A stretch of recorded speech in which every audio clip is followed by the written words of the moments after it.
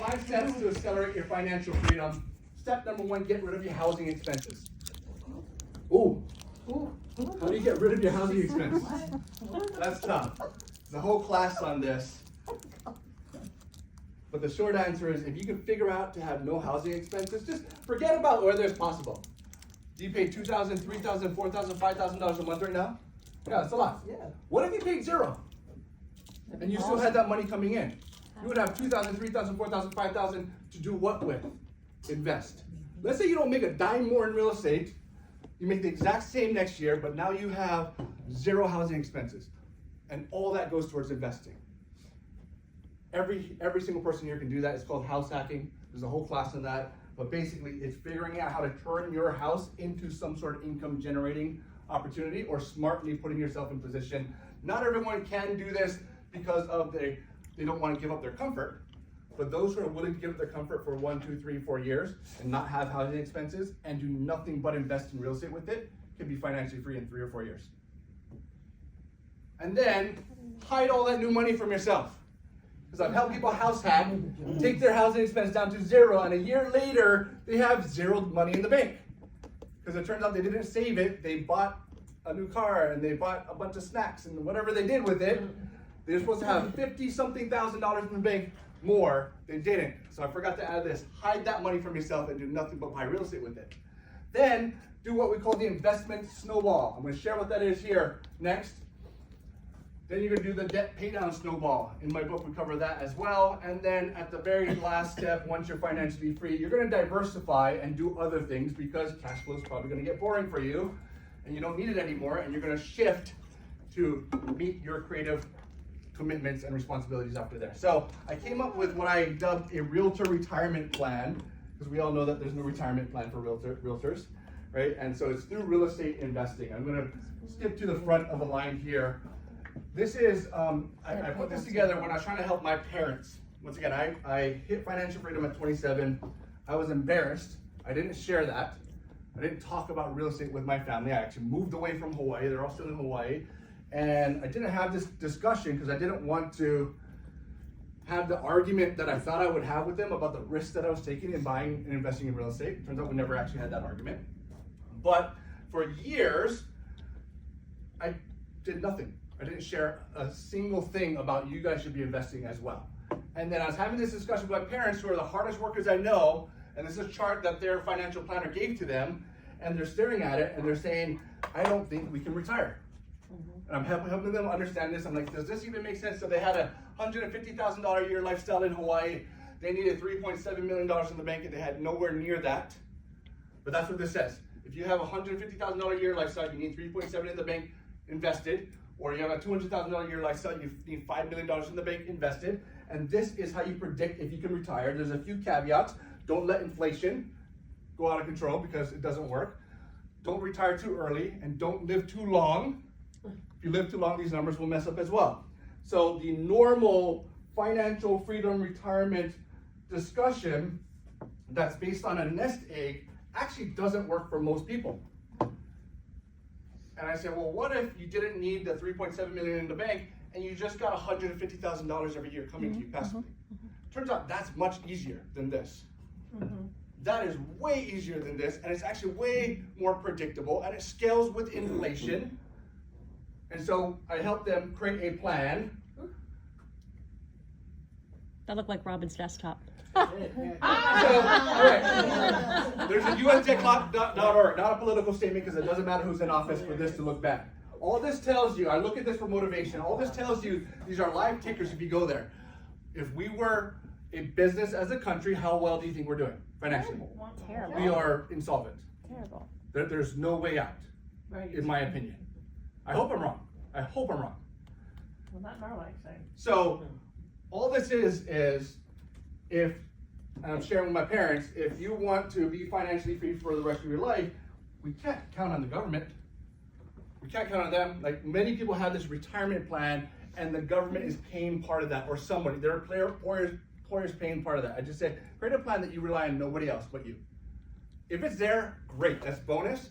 But I don't want that to be there and it taken away in your lifetime, and now you have to go back to work at, I don't know, 90, Doesn't make sense, right? So all that is motivation. I hope I'm wrong. I know the pain it will cause if that goes away, some of the entitlements. I'm just saying we are not in a good spot financially, and at some point something's gonna have to change. So how long would it take for you to get to $1.5 million? A lot. We're gonna just fast forward to the end, and I'll email you these slides if you guys want. But all the things in our market, right? Investing in real estate, the stock market up and down over the 30 years or so, you see a lot of highs and a lot of lows, and over time it goes up. But if you're planning to retire here, right? Did you? You did not, right? And if you're planning to retire here, so this works if you have perfect timing. But if you don't have perfect timing, we all know a lot of people that could not retire because they didn't have perfect timing. Turns out real estate's the exact same way. If you bought a bunch of properties and your plan for those was to cash out and sell those properties, that was the value, you needed perfect timing for that to make sense. But rental properties is consistent. Over time, markets go up and down. Rentals is the one most consistent thing out there. So that continues to go up and does not get affected nearly as much as the equities markets. So I'm gonna show you this, the snowball plan. So this is what I put together for myself, buying one property per year, and basically using those funds from that property every year to help me buy bigger and bigger properties every single year, right? And so here are some key numbers for this example. All these are just generic numbers for this example to make it go a lot quicker. I use what's called the 1% rule. So if I'm buying a $120,000 property, it's gonna rent for $1,200 a month. Probably not here in Ashburn, right? If I'm buying in multifamily, like a duplex, I actually hold my property to a higher standard called the 1.25% rule. So 120,000 property is gonna rent for $1,500 in that scenario. I'm gonna use a generic assumption for this of 1% of purchase price is taxes. So $120,000 purchase is $1,200 a year. And then insurance, I'm gonna use 1% as well. So $120,000 purchase is $1,200 per year. Once again, that will vary by market, just to fast track this. I'm using 25% down. This is an old example of a 4% interest rate. Obviously, we're not there. I'll give you a tool to change the interest rate so you can make this for your scenario. I'm setting aside 10% property management fees, 10% for vacancy and reserves, and you're gonna reinvest your cash flow every single year. You're gonna treat this like a retirement account. So let's just say this is a 10-year plan that we're gonna go through real quick, and you're not spending that cash flow every year. You're gonna reinvest it to help you buy more and more cash flow.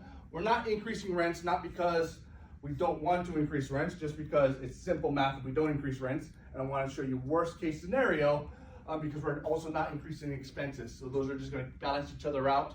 You will have a calculator where you can increase both of those automatically. And no property appreciation ever. So if the market crashes and it never goes up again, I want you to still make sure you can treat these as a financial freedom vehicle. All right, so these are the assumptions.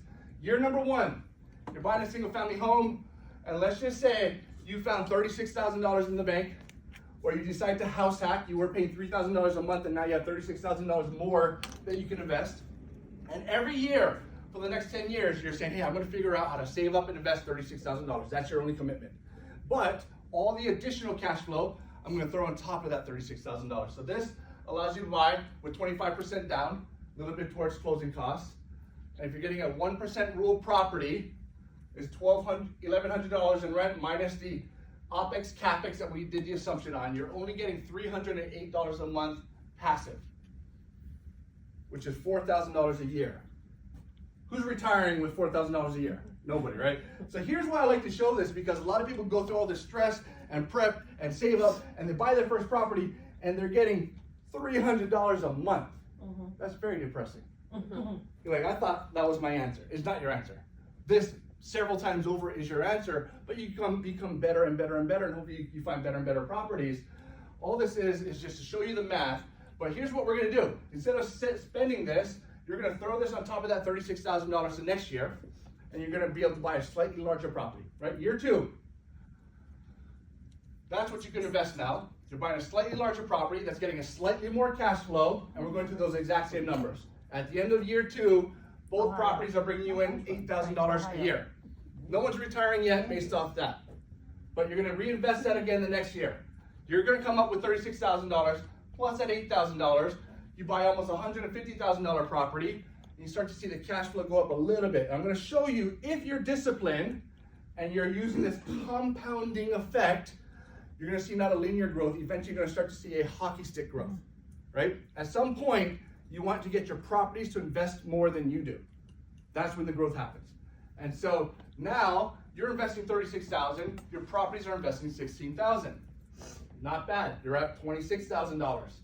The next year, you're still only investing $36,000, your property's investing $26,000, almost the same amount. You're at $38,000 a year. Next year, your property is now investing more than you do. That's where the growth goes like this. You can get your properties in year 2, year 3, year 4, whenever it is, to invest more than you do, that's where it becomes on autopilot.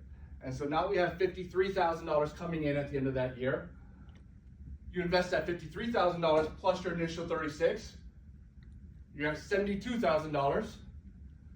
The next year you invest that $72,000, you're going up to almost $100,000 passively every single year. You invest that $94,000 plus this, now you're at $122,000. If you go all the way through 10 years, you're at $155,000 passively for the rest of your life. Now, does this money go up or down over time? Up. Your rents could go up to offset your expenses and typically outperform offsetting expenses. But let's just say that's stable. Rents and expenses are stable. At some point, you have mortgages, those might get paid off, right? You're 10 years in at this point to your first mortgage, 20 years later, that pays off. This doubles at some point if you do nothing but pay off those mortgages, right? So this is the most steady plan out there if you buy correctly and you're buying with this snowballing effect on top of it. So I know that was fast. I'm gonna fast forward through this. I'm just gonna show you where you can get a calculator to figure out exactly how many properties you need, what dollar amount you need to invest every single year if you wanna go down this path of snowball investing, because it's what I did. We've helped so many people do this, and it's surprising how fast it can get you to that passive income. At the end of 10 years, you would have $155,000 in positive cash flow. You'd have 31 rental units. You would have bought $2.8 million in real estate. You invested $360,000, but in that time period, you already got $591,000 back in cash flow. You got more than you invested back in that time period already, 164%. And let's just assume you are in a market that goes up by 5% per year.